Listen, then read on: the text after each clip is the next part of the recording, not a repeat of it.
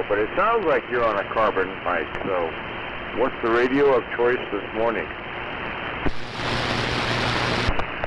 Well, I'm on the RCA Victory Company Limited, ATR 11A, and I am on a amplified, probably ceramic mic. It's one of those Turner M+2U and amplified hand microphones. But yeah, it's just restricted audio by design, irregardless of microphone. So I think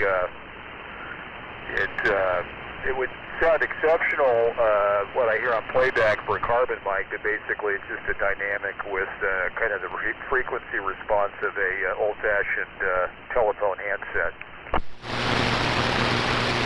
Okay, I got you. It's a carbon-free carbon mic. And you being environmentally conscious and all, I figured you would find a way to do it. So congratulations on your carbon-free mic, or your carbon-free carbon mic. That's true. Actually, I was able to sell it and obtain thousands of dollars in carbon credits to Detroit. So it's a win-win.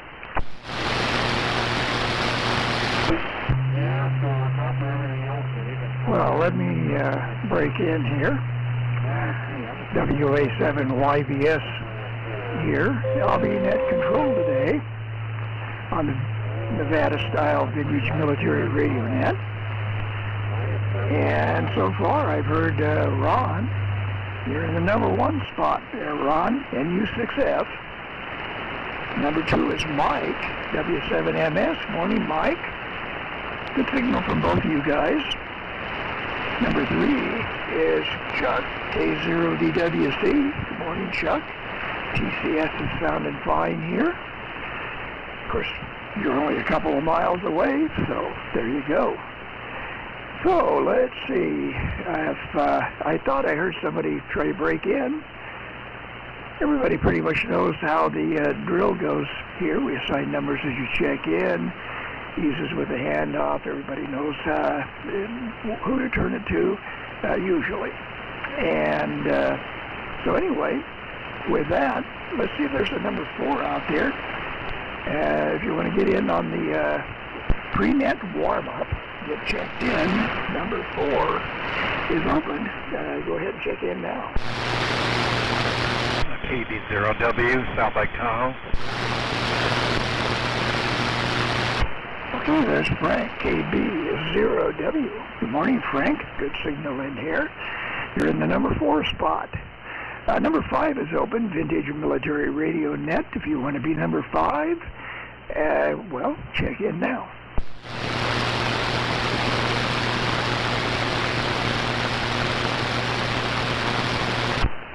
Well, maybe we'll pick somebody up as round 1 proceeds along. And I'm on the W6MIT homebrew big rig, 300 watts of carrier power. In fact, it's a little over 300 watts. Depends on which watt meter you look at, but the W4 says about 310 watts or so, and 180 mils plate current, 2,000 volts on the plate. Who knows what the efficiency is, but at any rate, that's the parameters of the big rig, 4-250A, modulated by a pair of 572Bs. And the military connection, of course, is the T368 exciter that drives everything. Receiver is the Raycal RA6117, built in Silver Spring, Maryland by Raycal Communications. So it's the United States-made British radio. So with that, the antenna, when I'm out in the shop, running the big rig and stuff, the T368, that sort of stuff, I have to run a different antenna. So the antenna is 130-foot, center-fed, inverted V, tuned live, Johnson Matchbox tuner. So that's the rundown of the station here. 39 degrees this morning, clear skies, well, a few clouds, but anyway, let's get started. #1 is Ron, NU6F. #2 is Mike, W7MS. #3 is Chuck, K0DWC. Number 4 is KB0W, Frank. So up to Ron. And you success. Go ahead, Ron. Okay. Good morning, Frank, Chuck, Mike, Henry, and Henry, you got you're burning some propane, I take it, with the Reznor up and running. Well, I see, like I say, I see our signals are quite a bit weaker than normal into KPH. Anyhow, well, good deal on the MIT rig, and yeah, I wonder how much John actually used that rig. Gosh, for as many rigs as he built, I wonder maybe he didn't have that many hours on them. You may be getting more use out of them than they had for a long time. Well, anyhow, here it is, I don't know, whatever temperature it is, but it's warmer than it has been, so it's a good thing. And I'm running this morning the TDE with the afterburner, so I'm running 150 watts, and the antenna is the inverted L, with lots of grounds and radios, which really haven't seemed to do anything on the HF side, just to get it working on 630 meters. And I'm receiving on the resurrected RAL from the Carson City Pawn Shop. It's still plugging along. And carbon mic and the MG set in the laundry room, humming along, and no new noises. Boy, knock on wood. Okay, take it away, Mike. W7MS, and you success. Well, okie dokie. That's going to be my word for the day, okie dokie. W7MS here. Thank you, Ron. And good morning, Henry, on the rig rundown, and of course, Chuck, and good morning, nice to hear Frank in South Lake Tahoe. And hopefully we're doing well into his receiver based on his inherent noise issues from the power lines there. But this morning, as stated earlier, running the RCA Victor Company Limited ATR-11A transmitter receiver.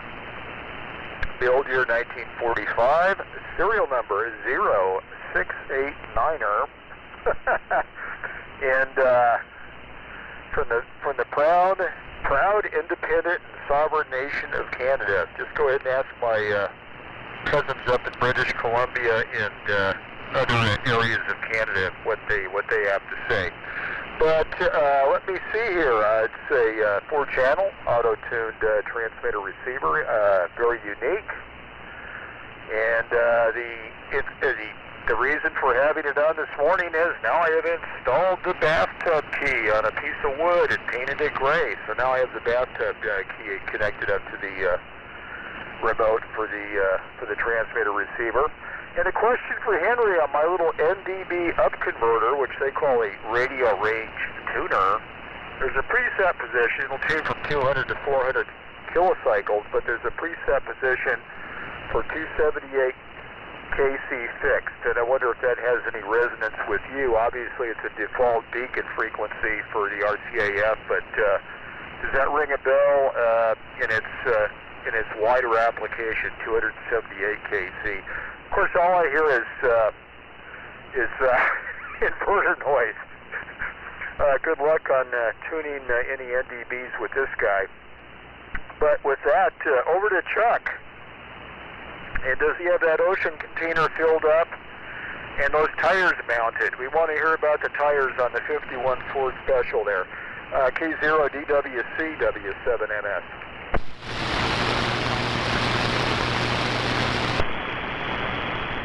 Okay, all right, Mikey. Well, good morning to you, and good morning to Ron and Henry, and good morning to Frank. Good to hear Frank on this morning. got a good, clear signal in here this morning, as does everyone else here. Conditions here seem pretty good, but well, we're running the TCS 13 set this morning. Receiver number 2377 from Hamilton Radio Company, and we are running a Hamilton Radio Company transmitter as well, serial number 2277. And the receiver I got many years ago from Fair Radio. And the transmitter I got from a guy in Langley, Virginia. So put these two together, and it's a pretty good set. But anyway, we're speaking on a carbon microphone, handheld microphone, and we're running. Well, I'll just say we're running about 100 watts through an SB200 amplifier, but.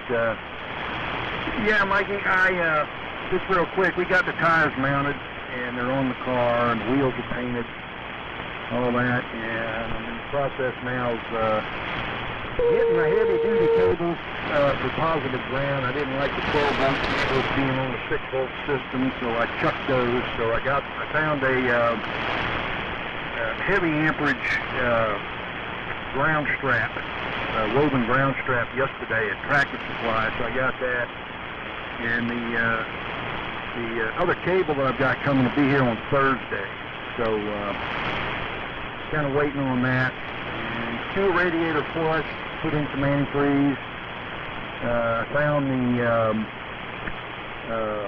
windshield wipers disconnected from the fuel pump on the flathead. I don't know what they were thinking, but had to put that on. I haven't tested the wipers yet. I don't know if they're going to work or not. I haven't put a vacuum gauge on anything yet, but anyway, that's kind of what we're doing. Carla's doing a little cleanup here and there around it. And tomorrow we are going to Arrington to the DMV to get her hard plates and pay the sales tax and apply for a new title. So that's kind of the story on the 51. So anyway, I'll keep it going, and we'll send it up to South Lake to Frank. Frank, you're sounding really good. KB0W to take it. This is K0DWC. Go ahead, Frank. Okay. Good morning. Hey. Got to turn the right switches here. Well, good morning to everybody. Henry, you're the bandmaster this morning. Really nice, loud, clear signal. But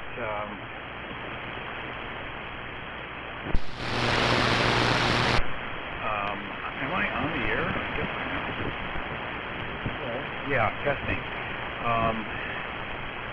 It's Frank here in South Lake Tahoe, and this morning, good morning, Ron, Mike, Chuck, Henry, and a little confused here because I have some issues running the Johnson 500 into a 80-meter dipole that's up at about 55 to 65 feet and oriented north and south. And the Johnson 500 was remodeled and restored by our beloved John W6 MIT, and listening on a 75.84 this morning because the noise level is down to about S8. So that's fairly tolerable, and I can actually hear everybody this morning without having fits. So nice day here. It's 31 degrees. The snow is just sort of spotty. Most of it's gone, but the mountains have quite a bit on top of them, and the lake sure does look pretty this morning. I'll turn it over to Henry, and it's fun being on the net again this morning. Over to you, Henry, WA7YBS, KB0W. Okay, Frank, KB0W, WA7YBS. Very good. 100% copy on everybody. Good signals. And I'd have to say, well, with the exception of Chuck, who's not very far away, that Mike is top dog as far as signals. And let's see. Yeah, no Reznor today there, Ron. Yeah, I'm roughing it. 53 degrees in here. But I got the gloves on and the hat and coat and stuff, so we're all set. Yeah, I didn't feel like messing around with the Reznor. But anyway, if it gets above 50, it's tolerable in here. So that's the story on the shack, the shop shack. Yeah, John used the big rig a lot. He used it on 160 meters mostly, talking to Des, and I had heard it many times. Probably in the 1990s, or he built it in '97, so it wouldn't have been too much in the '90s, but early 2000s. And so anyway, yeah, he did use it quite a bit. When he was on 40 meters, because WC6D, their Mark, was running a net on Sundays at, I think it was around 3 or 4 o'clock in the afternoon. And whenever I'd get on that net, an AM net, on 40, 7160 was the frequency. John would be running the little rig, the 1625 rig. But whenever I heard John on 160 meters, I didn't work 160, but I'd hear him on there. He'd be on the big rig. So that was the primary use. And of course, it went by, I wouldn't say disuse, but he didn't use it very much after Des became a silent key. So anyway, that's a rundown on the big rig. Let's see if there's anybody else out there that wants to check in. Number 5 is open if you want to get in on the first round of the Vintage Military Radio Net. Number 5 is open. Check in now. WA60PE. W6MQM. Hi, Tom. Okay. We got a voice we haven't heard in a while. There. Good morning, Tom. WA60PE, you're in the number 5 spot. And Dave, W6MQI, you're in the number 6 spot. And Robert, from up there in Grants Pass, Oregon, W7MKA, you're in the 7 spot. So let's see if there's anybody else out there. Number 8 is open. Check in now if you want to get in here on the first round. End of the first round. Number 8 is open.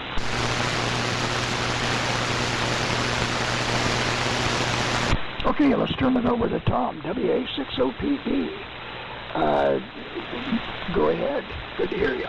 WA60PE, WA7YBS. Okay, WA7YBS, WA60PE. Good morning to all. Copying y'all. I was listening for a while. And conditions evidently are excellent this morning. So this is Tom here in beautiful Richmond. Back on the old TCM and listening on an RBC. And for some weird reason, the noise level is way down here. That's really strange. Anyway, good conditions. One comment.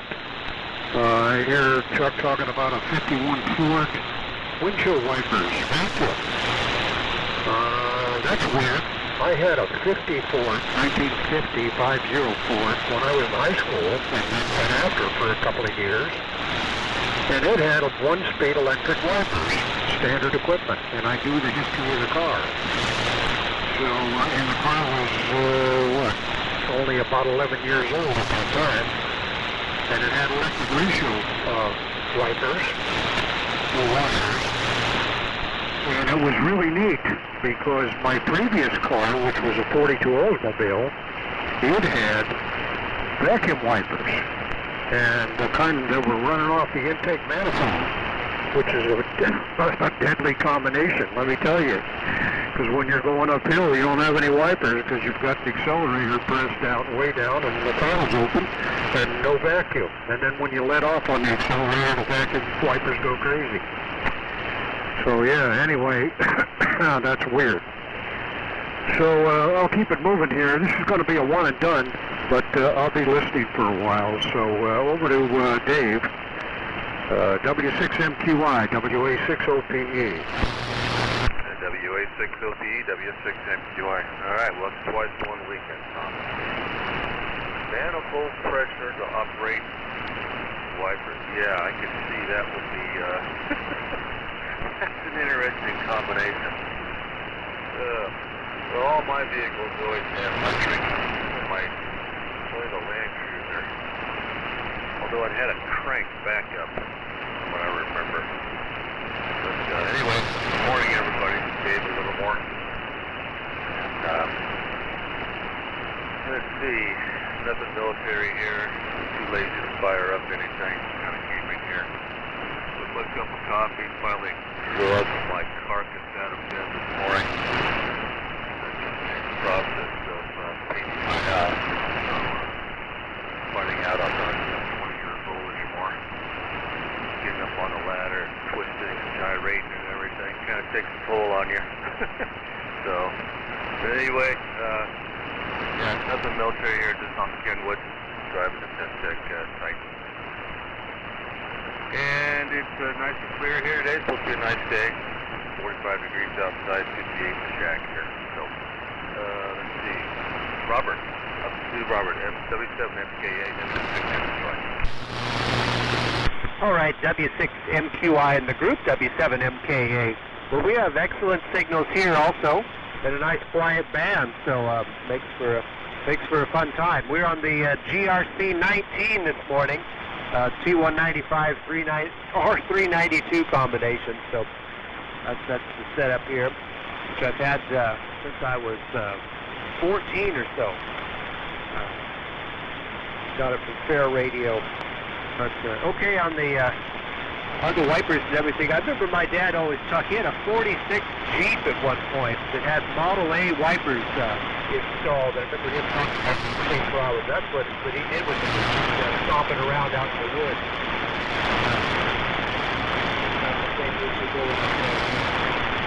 Back up to the top. W87YBS to take it. W7MKA. Okay, Robert, W7MKA, WA7YBS, very good. And, well, I guess we'll say hello and goodbye to Tom, WA6OPE, one and done. So, 73 to you. Good to hear from you. Good signal in here. You were very strong. So, keep him doing a good job. And Dave, Brandon's here, but, you know, when you're tired, you're tired. What can you say? And Robert's GRC 19 sounds, it's getting, well, I shouldn't say getting, but it sounds a lot like Brown's W1 MZR. You know, it doesn't sound like a GRC 19. Mine sounds like you're talking into a tin can. And, you know, it's really, really carbony sounding. That's why I don't use it too much. But anyway, sounds real good there, Robert. We'll see if there's anybody else out there who wants to get in on the first round. Number 8 is open. If you want to check in to Vintage Military Radio Net, do it now.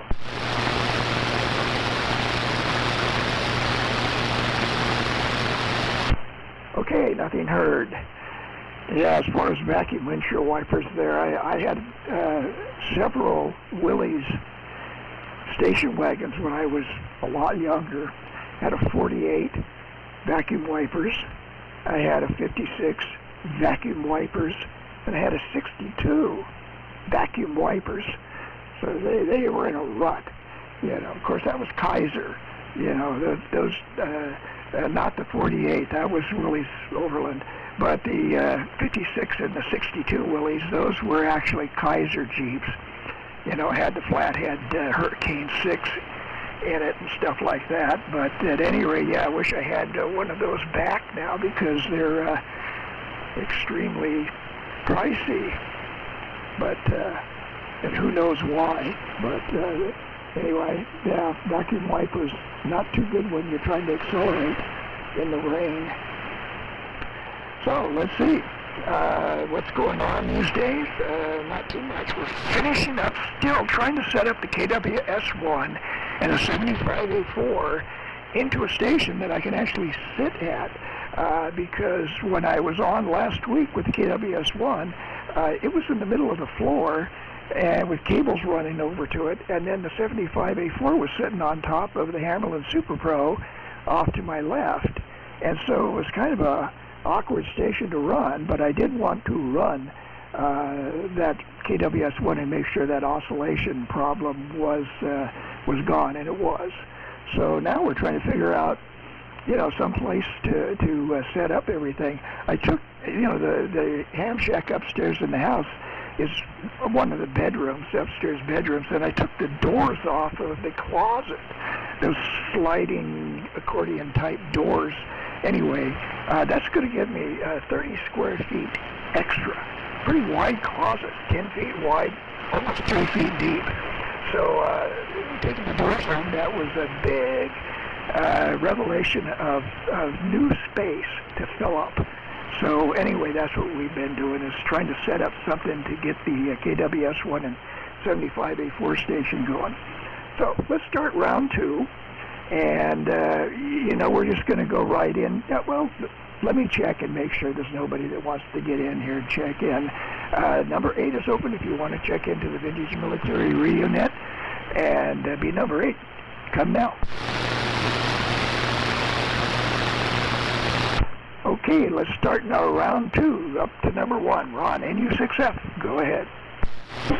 Okay, let's see. Yeah, I see there's watts going out. And, my signal's down around 15 dB from normal. But the noise, like you say, is down, so it's not a big deal. And speaking of which, hold on, guys. Let me switch antennas. 905. Okay, now I'm over on the loop, and I see there's less QSB and less signal. So into KPH. Interesting conditions. Propagation is different. All right, let me switch back to the long wire. And back on the inverted L. Well, anyhow, guys, good deal. Robert, on your long-held GRC 19 from Fair Radio. So we got 2 Fair Radio memory lane radios. We got Chuck's TCS receiver and Bob's GRC 19. Good deal. Dave, okay, on the house painting, I feel your pain. My last house painting I did was before I left Gold Run, and I had the big 2.5-story log house, and oh gosh, that was, as beautiful as that home was and the location, I do not miss that at all. It was literally every 4 years having to go ahead, pressure wash the whole thing, set up my ladder scaffolding, and stain. And I had to use, there were several log homes in our area there, and we all would experiment with, let's try this brand, try that brand, and some worked better, but I remember at the time when I left, I was up to the stain that was $120 a gallon. Anyhow, there's how we go. But now on this place, oh no. Yeah, we're past that. Yeah, I just picked up the phone, called, and wrote a check. And it was done. And well worth it. And okay on getting the KWS-1 and the 75A4 off positions and into an operating position. And as opposed to what has been more common in popular culture with people coming out of the closet here we are in the closet. Yeah, that's where the TDE and the RAK, RAL, the RBL, the whole Navy World War II shipboard station is. That's built into my my closet here in the room, and it works out really well. Of course, to beef it up, I had to put a 2x4 cleat up on the back wall, lag bolt into 3 studs, and then put a cable winch and an eye bolt so I could lever down the TDE when you open it up or tilt it over for maintenance. And so far so good. I haven't had to open this thing up now for over a year. And don't look at me funny here, radio. And Mike holding down the RCAF and commemorating their sovereign status. Yeah, that's another story we don't want to go down. Frank, okay, and holding down South Lake Tahoe and no noise. Well, you know, isn't that it's like a Christmas present. When you get up in the morning, you turn on the radio, and it's like, oh, crap, the antenna must be down. And then you look outside, the wire's in the air, but the S meter's down. So, yeah, enjoy it while it's quiet. And good to hear Tom in there. Maybe you're still listening from the other side of the shop. But, yeah, good to hear you're also noise-free for a while. Well, like I say here, project-wise, everything is 630 meters. 630 meter 200-watt amplifier, 630 meter SWR bridge, digital readout with high SWR set of contacts that I can open the push-to-talk line. I'm setting this whole thing up for over on floors. Myself and Jerome F5GW are going to go ahead and try to be the first 630 meter station on CU8 Island. And oh boy, so much stuff to take. And I'm trying to miniaturize things as much as I can to get in a suitcase there. I'll have to make the big loading coil variometer. I'll have to do that there. Obviously, that's way too big. But the rest, I think I've got it down to 25 pounds for everything extra I need to bring. One of the deals I've been working on again is power supplies. Like we know, are switch mode power supplies, and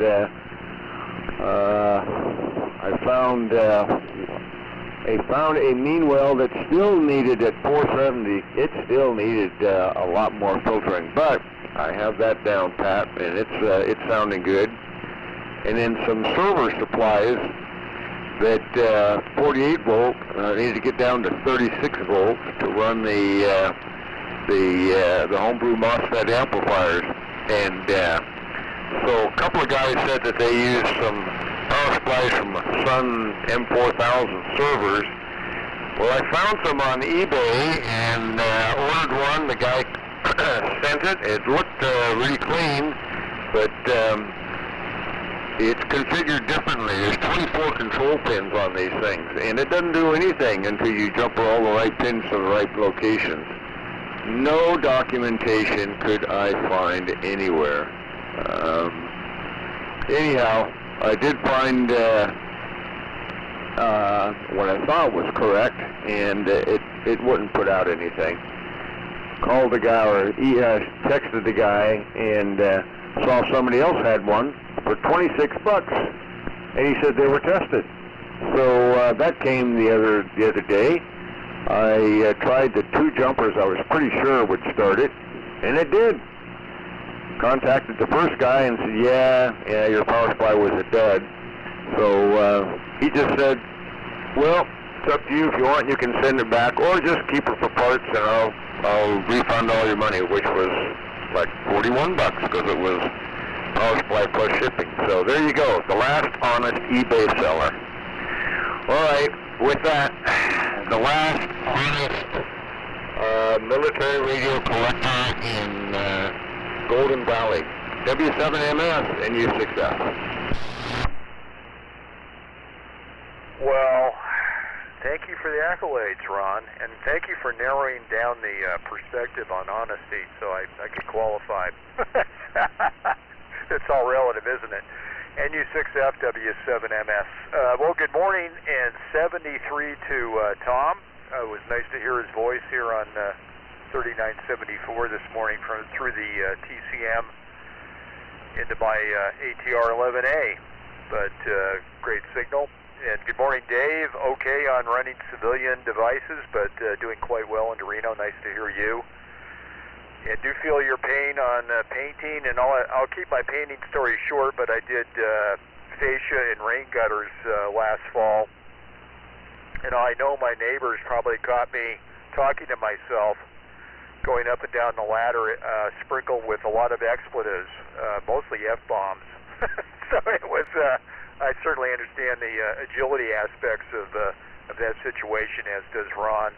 And Robert, yeah, great on the GRC-19. Great to hear you this morning from Grants Pass, and another connection to the Lake Ray Fair Radio.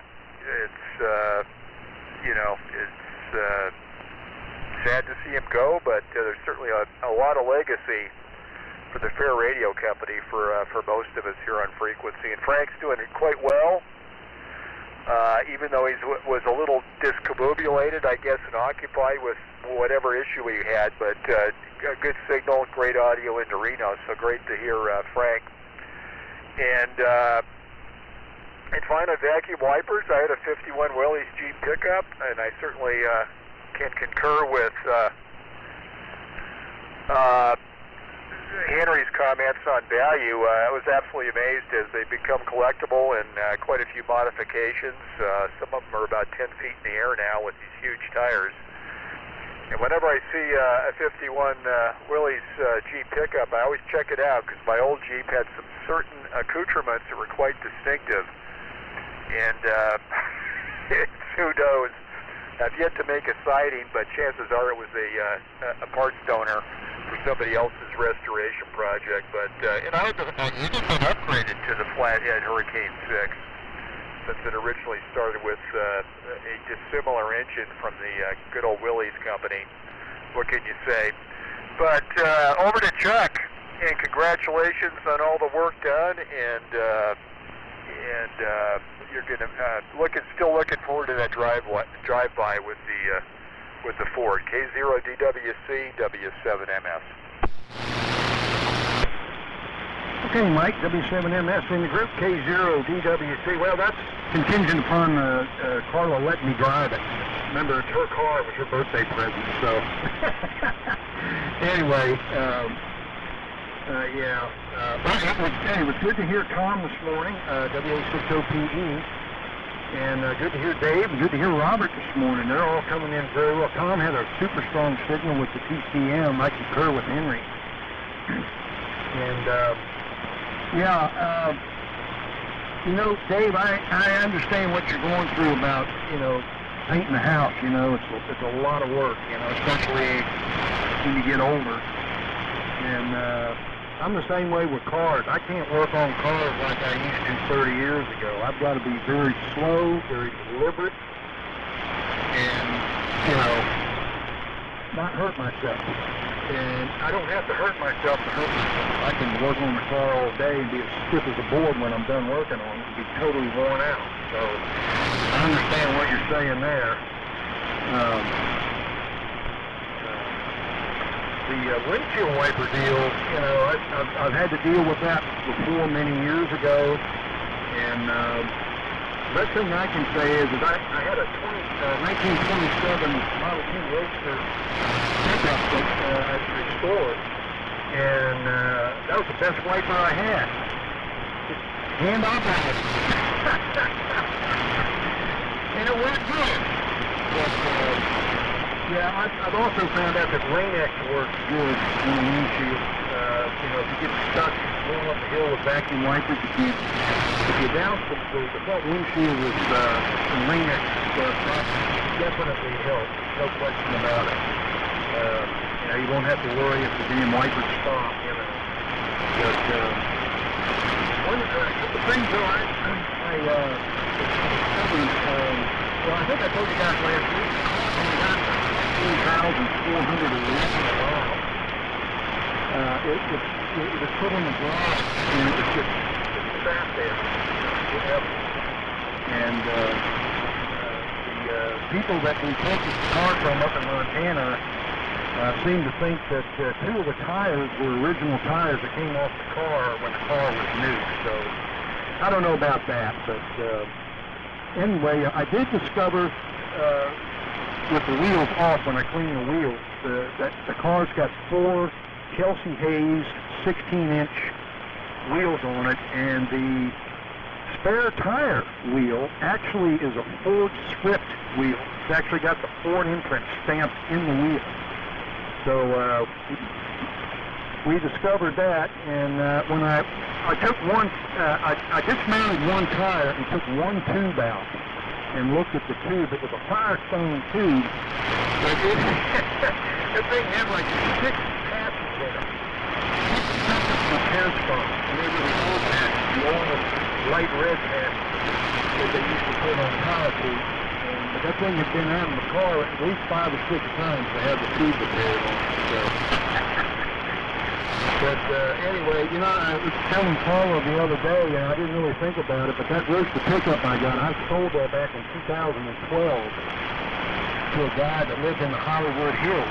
And he came up with a trailer and got it, and took it back there.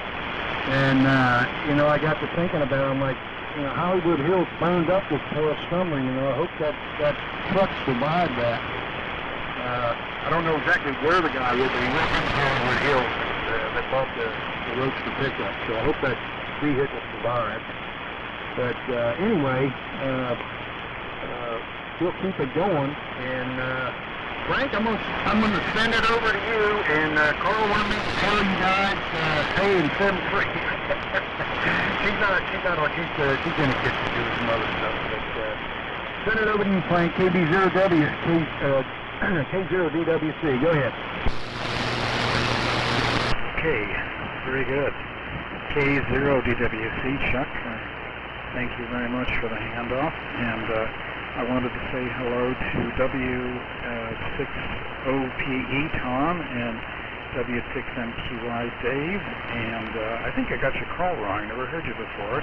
W7MKI Robert and Grants Pat. You are the loudest signal this morning. You are complete quieting at probably 20 over here. So what do you even have up there? Wow, really working good. Anyways, I'm pretty much a CW operator. I normally get anywhere between 10 and 20 CW contacts, mostly on 40 meters late at night, and like talking with my fingers. Mostly on my either a Drake TR4 CW or a Drake C-Line, and I like doing that, trying to keep CW alive. But the AM is really fun too on Sunday morning, and I certainly like to maybe just tune into some other AM net as I can. I don't know if this is appropriate for some tip this morning, but I might as well say it. This is my second week of treatment for stage 2 throat cancer. I'm getting chemotherapy and radiation, so I've got 5 more weeks to go. And the doctor said if I can tolerate the treatment, which is pretty rough, I'll be completely cured. But I guess I may be losing my voice at around the 5th week, so maybe it'll just be CW, but I don't want any alligator cheers from everybody, but if I just disappear completely, there'll be a reason for it. But I'll try to keep checking in as I can during the treatment here. But anyways, it's a beautiful day up here at almost 7,000 feet, and still kicking away and still vertical. And I'll turn it over to Tom up in Richmond, WA6 OPE. And this will be my last transmission, but I'll be listening out this probably for one more because I'm losing my voice. WA6OPE, this is KB0W, South Lake Tahoe.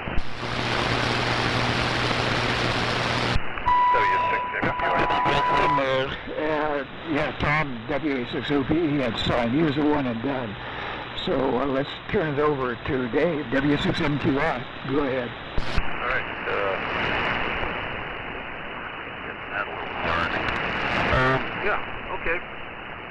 Well, all the best to you there, Frank. I'm sure everything will work out for you. Let's see. Yep. House painting. Yeah, when you get a price over $10,000 to paint a house, you whip out your paint rig and your brush and you start doing it yourself. I just couldn't go there. House painting prices, along with roofing and such, just gone right down here. I'm just glad I'm able to still do this stuff. Try and save myself some money. We'll make it. I got the back half of the house complete. I got to do the front half still. I got some dry rot, 3 dry rot rotted 6x6 posts I got to replace. Do those things. Got to do those next before I paint. Let's see, Ron. I didn't see any difference in your antenna swap.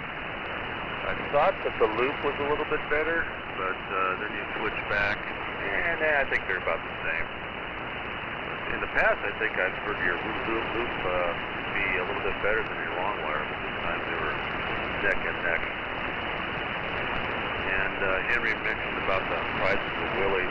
That was the same thing I found with my Toyota Land Cruiser FJ40 when I got rid of it. It was all I could do to get $4,000 for it. Now, not too long ago, you couldn't get one for under $50,000. So it's crazy stuff. But,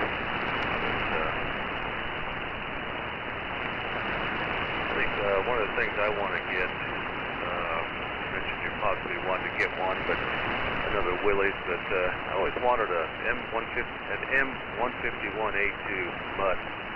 I always thought that'd be nice, kind of cool to have. I'll probably have to wait till I move back east to get something like that. Don't seem to be too many of them around out here available. Everything seems to be back in the Midwest or on the East Coast when it comes to that stuff. Let's see. You mentioned the vacuum-operated wipers. And I never really had that, but I had a vacuum-operated wolf whistle. I don't know if you guys ever had those when you were in high school. I had one of those on a truck. You always had to let that thing go when you're going by some young lady that you thought was good looking and give them the old wolf whistle. I don't even think they even sell those anymore. Those were fun. Let's see, radio, I've been working on my PRC 174, basically have 2 of them running now.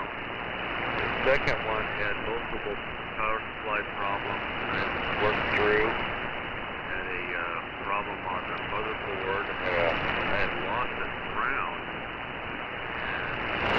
The way I knew about it is when I went to use the radio on battery power, the thing wouldn't fire up. Turned out to be a loose or lack of a ground. There was a flexible ribbon cable in there that had burned one of the traces, and you couldn't see it unless you disconnected the connector from the motherboard and rolled back the ribbon cable. I could see it, and I could also see where somebody had tried to fix it, but it was unsuccessful. So I got that fixed, and let's see. To get the second one going, though, I got to get a new PA plug-in. The original one only puts out about 2 watts. And the transistors in those PAs, I can't find them anywhere. I can't even find data sheets on them. So, and besides, I think I can get a not a brand new, a new old stock PA plug-in from a guy back east, N3OC, cheaper than even if I found those transistors, it's still cheaper to buy those plug-ins. And also, Lord, plug-ins, basically the antenna tuner. Brain scramble, it just sat there and tuned, and never fixed on trying to tune. So, gotta get another one of those. Once pieces are replaced, I'll have 2 working PRT-74s. And we're looking forward to going up to Plymouth this year. Sounds like a bunch of guys will be up there. And looking forward to going to that as well. I've never been to one of those, so it's going to be interesting. I guess that's about it here. And so we'll send it up to Rabbit. Yes, the rig sounded good down here in Livermore. W7MKA, W6MQI. All right, W6MQI in the group, W7MKA. Well, the reach sounded okay. I've got it operated with headphones on, so it doesn't. What's fancy right here in the shack? That is like a vacuum cleaner running or something.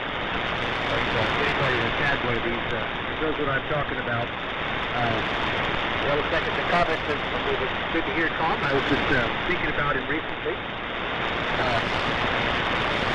haven't been up to too much radio-wise, but I did pick up one wearing the Marconi CR100 since I saw one in a CQ back in the 90s. I saw a CR300 show up on the road. It was a receiver I hadn't even ever heard of before, so it was pretty reasonable. So I got that here, and I started doing some research, and lo and behold, here we have the GRF coming by the back, the CR300. So it's on the bench once we begin this going on the stage.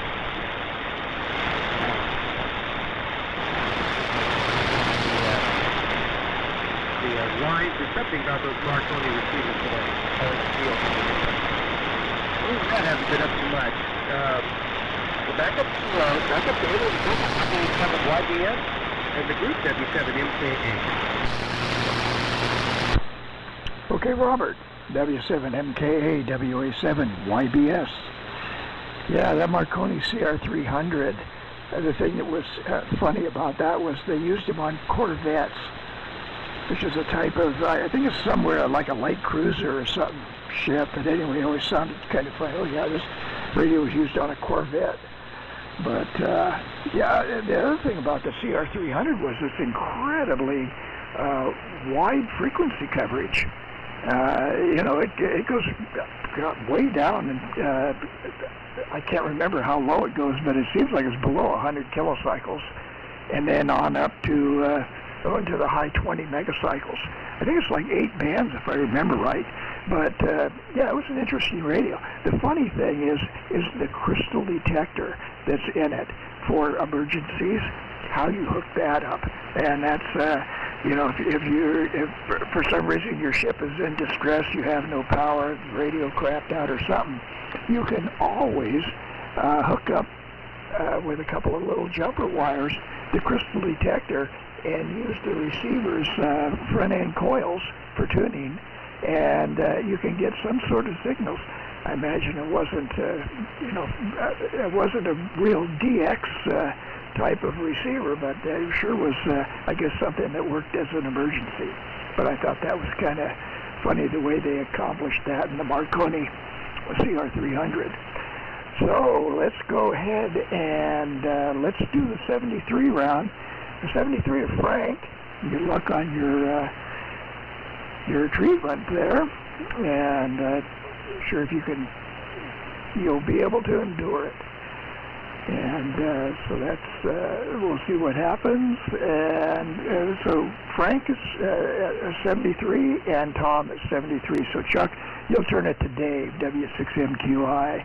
Let's do the 73 round. So up to Ron, NU6S, WA7, YBS. Okay. Well, I see signals are back up again, at least into KFS. Well, all right, good deal on all. Robert, okay, on your CR300 acquisition. And yeah, Henry, on the crystal detector backup, I always thought, here it was, even up into the 40s they were doing that for the maritime radio. And I'm guessing, yeah, that was a stretch. But then you think back on the early days with the Marconi sets and a coherer, not even a crystal detector, and they managed to pull off communications. Of course, it was all young guys with ears that were 20 dB better than what any of ours are now. So there was extra built-in gain for most of the radio operators, but I can only imagine. Gosh. And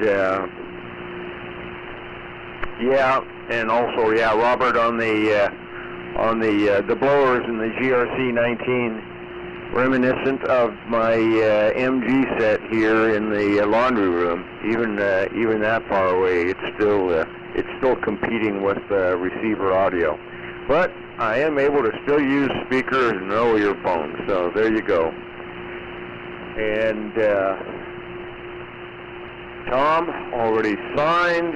Dave, okay, on the and having that second PRC going, yeah, like when you first mentioned that problem on the group with hooking up the antenna and it would work. That was real common in it was real common in the power industry, at the powerhouses and stuff, since everything was 136 volts ungrounded, floating power through all the protection schemes throughout the powerhouse and the rest. And, that was always built in on every power board in every powerhouse. You had a couple of, you had two lights to ground, two incandescent lamps to ground on your power boards since day one. And both always had to look the same. If one was a little bit brighter than the other, then you knew, I got a faint ground somewhere in the powerhouse. And you'd start killing breakers to see where it was. But, but it's always hard to wrap your head around that when we're always thinking of, we're thinking of the car and the 12 volts and whatever. And, well, good deal you found that. And, with Brian and his seemingly unending source of, I don't know how he does that, I think it's like $49 is what he wants for any module if you turn back the old one. And, you're not going to beat that price on anything, so I'm glad he's around to supply a lot of those parts. But I only got just the one, not really looking for another one. But it works fine, and like I say, having the one guy that used one with the IDF instructor down at Cal Poly, he got a kick out of that. And Frank, sad to hear about that. That's the same kind of news I've heard from lots of friends here lately. And but many, like my brother down the street, managed to go through things and clean bill of health, no problems. And likewise here, CW only for me. This is the only time I ever use a mic. In how many years now? 60 years? Yeah, darn near. Yeah, it is, 60 years. CW only. I'm on this, but a lot of us are saying it's awful hard to find any more CW contacts, especially, it used to be in the mornings on 40 CW, there was the same group of guys. Let me switch hands here. This button's getting really hard to hold. Yeah, there we go. And but like you say, late at night, more luck, or super early in the morning, working DX, but no rag chews. So that's Yeah, that's what it's gotten down to. There's a Saturday morning net, the bug net, for the bug users group, but it starts pretty early our time. So that's like 6 o'clock here. It's mostly Midwest and back east guys, but on 30 meters. So that's a regular. That's why it's been making Saturdays Sunday mornings really tough, because it starts. I'm getting up at 5:30 and I'm staying up till 2 or 3 in the morning on the back end of the day, trying to get the last couple of weeks of good propagation on 630 meters.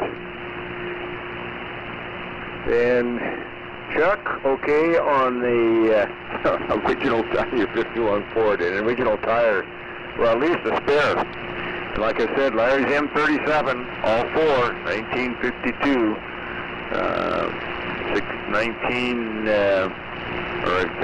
they were 9/16s, 14 ply, original tires, all four of them on that thing. All right, guys. Good hearing everybody in there, and I'm going to pass it over to Mike at this point, and enjoy the day. W7MS and the group, NU success. Well, thank you, Ron. NU success, W7MS. Well, good reception from all. And I'll keep the comments extremely short here, but I did enjoy Dave's comments on the woof whistle, and that brought back another subject for a future conversation, and that's the J.C. Whitney catalog, which is another long-gone facet of early adulthood and late teenage years, J.C. Whitney and the woof whistle. But enough of that. We'll say 7.3s, keep it rolling. And I'm going to get my day started. So over to you, Chuck. K0DWC, W7MS. Okay, Mike. W7MS, K0DWC. Yeah, J.C. Whitney. Yep. Best place in the world to go for half moons, lowering blocks, fender skirts, all the good stuff. Coon tails on the antenna. Oh, me. Well, I'll say my 7.3s. And Frank, you hang in there, buddy. You got a lot of people on your side, and we'll get through that all right. I'm sure. You're a great guy, and we love having you around. So you take care of yourself and keep us posted. And we'll be talking to you again here soon. So you take care, Frank. Be talking to you. So I'll be net control next weekend, and I guess I'll talk to you guys then. And you guys have a good day today and a good week ahead, and we'll give you a holler later. So with that, I will send it over to W6MQI. Send it over to Dave. Dave, go ahead and take it. K0DWC. 7.3, guys. K0DWC, W6MQI. All right, Chuck. Totally forgot about that catalog. I don't think I got my woof whistle from them. I may have got the local auto parts store here, but totally forgot about it. Yeah, you could buy anything. Most people. Yeah, that was crazy. I guess I'm assuming they're not around anymore, but